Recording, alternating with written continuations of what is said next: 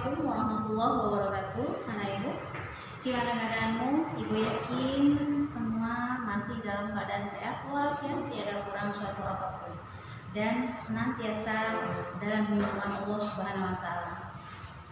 Nah, anak ibu, materi pelajaran kita kali ini merupakan materi pertama dalam bab 3, yaitu mengenai masalah memahami isu terkini lewat editorial. Nah, ibu punya pertanyaan, siapa di antara anak ibu yang suka membaca koran atau majalah atau menonton televisi?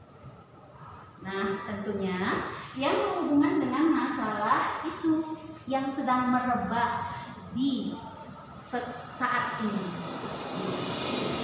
Nah, ibu, kalau kita membicarakan mengenai masalah teks editorial, berarti kita selalu membicarakan masalah tulisan yang berhubungan dengan tajuk rencana.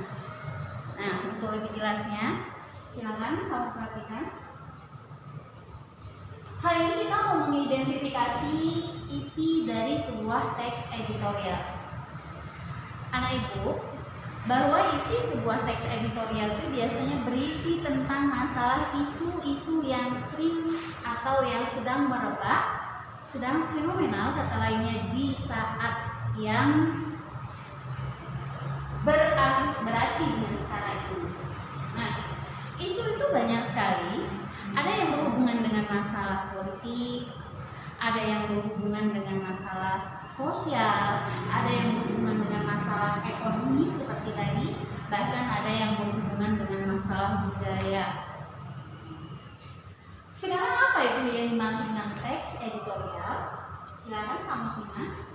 Teks editorial itu merupakan artikel utama yang ditulis oleh redaktur. Redaktur itu maksudnya wartawan, orang yang menulis berita yang dia liput, ya.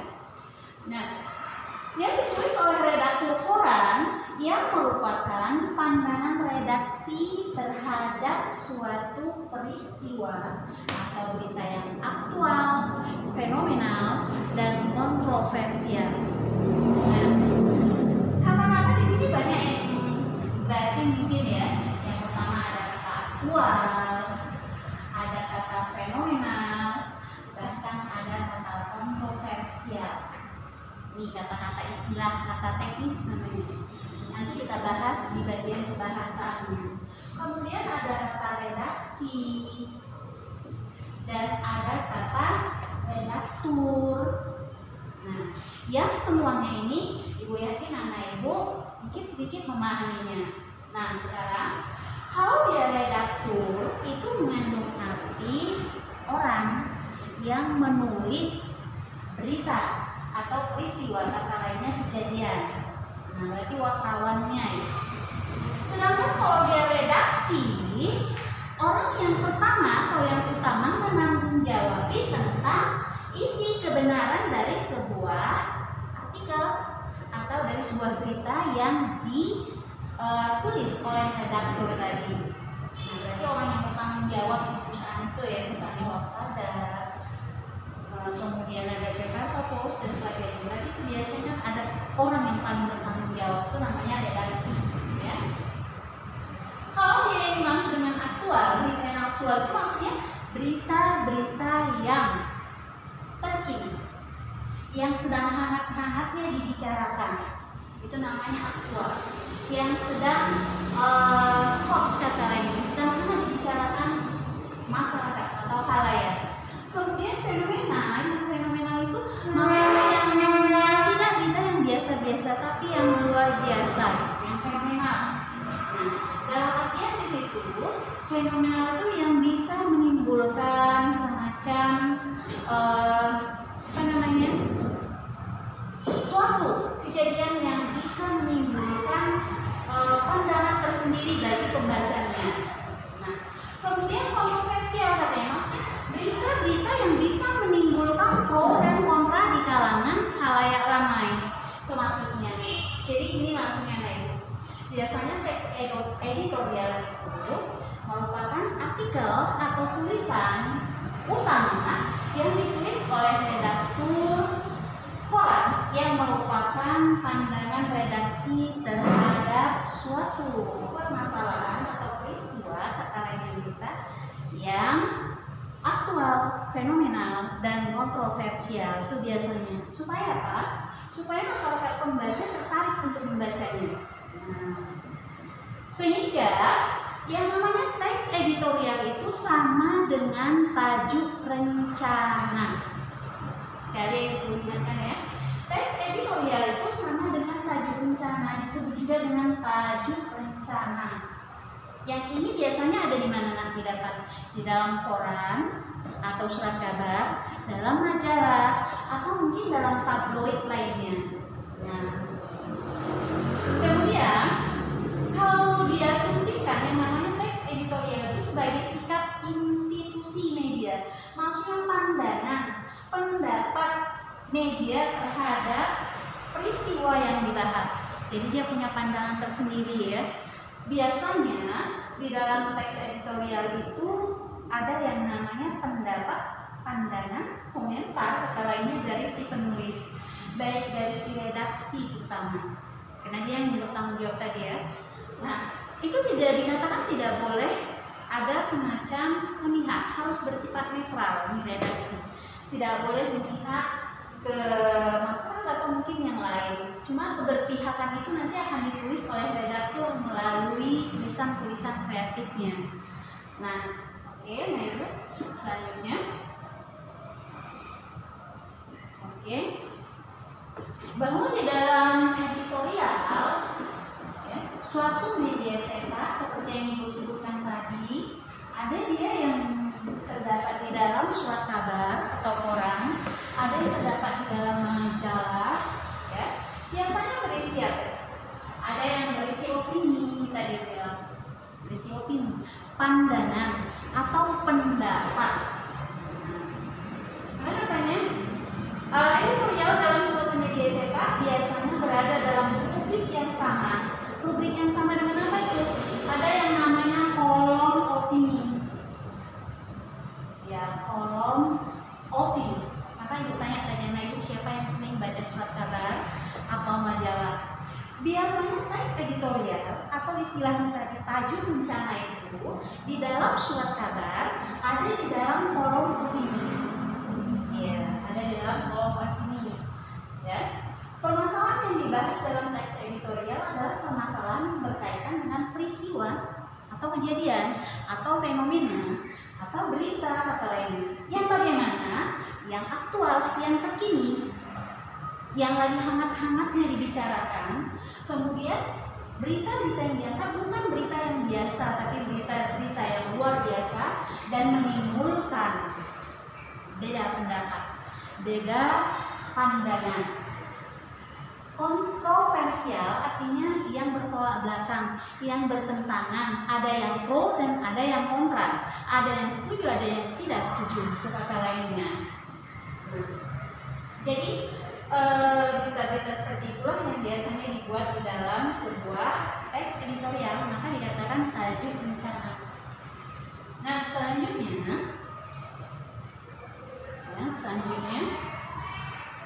bagaimana gaya penulisan teks editorial itu?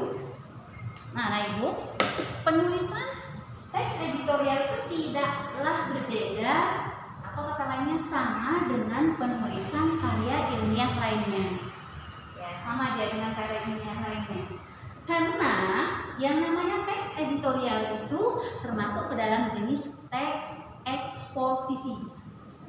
Kenapa dikatakan eksposisi? Karena dia memberikan pandangan-pandangan yang luas atau mungkin informasi-informasi yang luas yang dapat diketahui oleh khalayak. Jadi dia di situ termasuk ke dalam jenis karya ilmiah. Kemudian strategi pengembangan mengikuti beragam pola seperti ya di dalam penulisan teks editorial itu biasanya menggunakan dua jenis pola. Yang pertama, pola sebab akibat. Istilahnya apa nak disebut pola sebab akibat itu? Ya, pola kausalitas. Pola kausalitas atau sebab akibat. Ini yang pertama. Kata biasanya, kalau di dalam editorial biasanya dicantumkan hal-hal yang menjadi sebab atau yang menjadi penyebab terjadinya sebuah peristiwa tadi. Baru diikuti dengan akibatnya. Kita ambil contoh ya, misalnya proses perkelahian antar pelajar ya, itu pasti ada yang menyebabkan.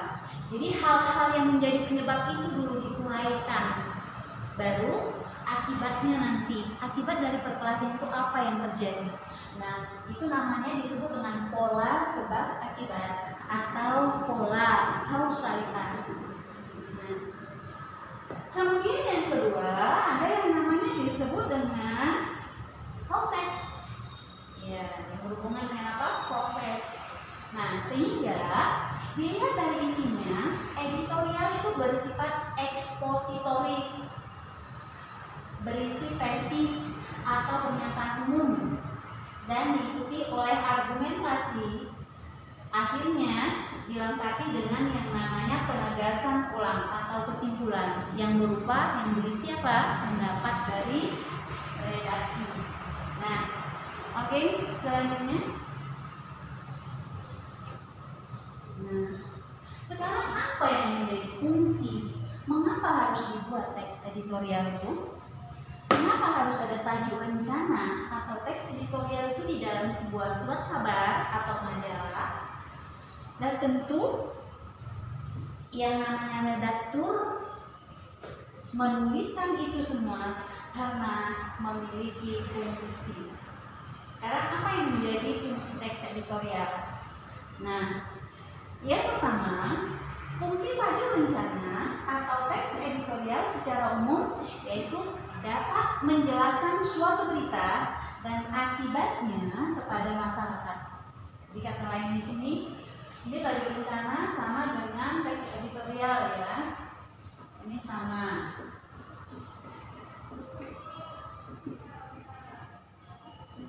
Ya. Nah, begitu fungsi umumnya, fungsi pertamanya. Secara umum katanya dapat menjelaskan suatu berita dan akibatnya kepada masyarakat. Maka tadi ada kata sebab, akibat. Nah, ini tujuan positifnya apa kira-kira? Supaya masyarakat bisa mengambil pembelajaran dari berita-berita yang disampaikan. Misalnya kalau banjir karena banyaknya sampah, berarti masyarakat untuk bisa memahami membuang sampah pada tempatnya. Maka dia termasuk tadi di teks eksposisi. Oke, fungsi yang kedua dari teks editorial itu yaitu memberikan latar belakang dari kaitan berita tersebut dengan kenyataan sosial dan faktor yang mempengaruhi dengan lebih menyeluruh. Jadi memberikan semacam apa? Latar belakang. Itu tadi bilang memberikan semacam secara implisit memberikan gambaran agar masyarakat bisa mendapatkan semacam nilai-nilai yang positif dari peristiwa atau berita yang disajikan. Jadi dia bersifat mempengaruhi. Nah, mempengaruhi agar lebih baik. Nah, kemudian yang ketiga, fungsi dari teks editorial itu ada menganalisis kondisi yang fungsinya untuk mempersiapkan masyarakat akan kemungkinan yang bisa terjadi. Maksudnya gini fungsi yang ketiga itu. Dengan adanya teks editorial yang dimuat di dalam koran atau surat kabar tadi, majalah, masyarakat yang membacanya itu bisa mempersiapkan, ya, bisa mempersiapkan diri. Kalau kita ambil tadi contohnya misalnya tentang masalah tsunami misalnya, ya fenomenanya alam mungkin ya, mungkin dengan memberikan semacam keterangan-keterangan gejala-gejala yang akan memberikan gambaran terjadinya tsunami, apa yang harus dilakukan oleh masyarakat awam. Nah, jadi situ dapat gambaran masyarakat ini supaya bisa bersiap-siap, supaya bisa mengantisipasi, kata lainnya supaya bisa lebih waspada. Yang keempat, fungsi dari teks editorial itu meneruskan penilaian moral mengenai berita tersebut. Dalam artinya sini penilaian moral itu sikap, ya, karakter. Karakter siapa? Tentunya karakter khalayak, yaitu pembaca, masyarakat pembaca. Supaya apa? Misalnya tadi kalau dia membuang sampah sembarangan sehingga mengakibatkan banjir seperti di musim penghujan ini, biasanya dia untuk tidak membuang sampah. Dia bisa menyadari bahwa sampah itu bisa salah satu penyebab terjadinya banjir, maka dia akan membuang sampah itu pada tempatnya. Itu maksudnya di sini, yaitu meneruskan penilaian moral mengenai berita tersebut. Oke.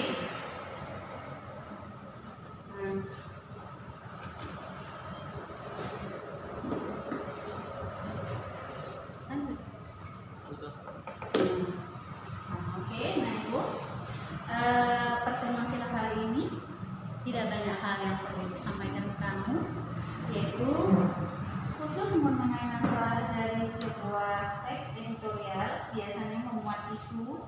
Isu itu apa? Hal-hal yang mungkin bisa berisi pendapat atau pandangan, baik pandangan dari redaksi maupun dari redakturnya tentang peristiwa atau kejadian.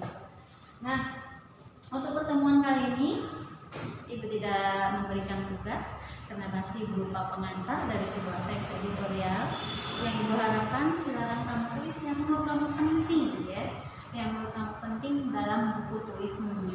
Nah, kemudian pahamilah apa itu teks editorial, kemudian fungsi teks editorial, kemudian di mana teks editorial itu ada. Nah, terdapat gitu ya. Nah, kemudian masalah apa yang dibicarakan di dalam teks editorial